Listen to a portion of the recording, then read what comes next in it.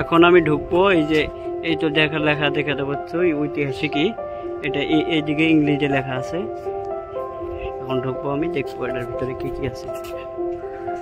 Wow, কি fantastic রে, বাপরে বাপ, কি মজা।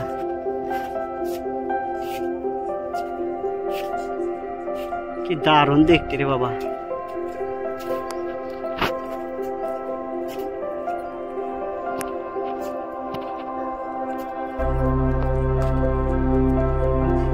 কি আসল বস্তু,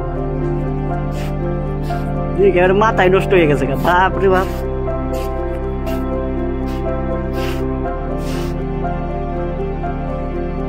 গাইস আমার সঙ্গে থাকো, আরো নতুন নতুন ভিডিও দেখার জন্য এইভাবে দেখাবো।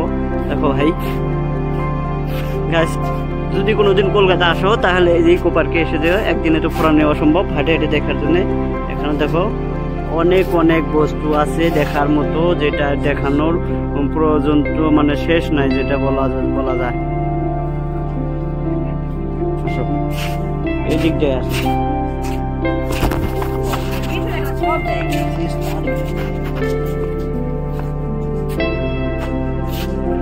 দেখো দেখো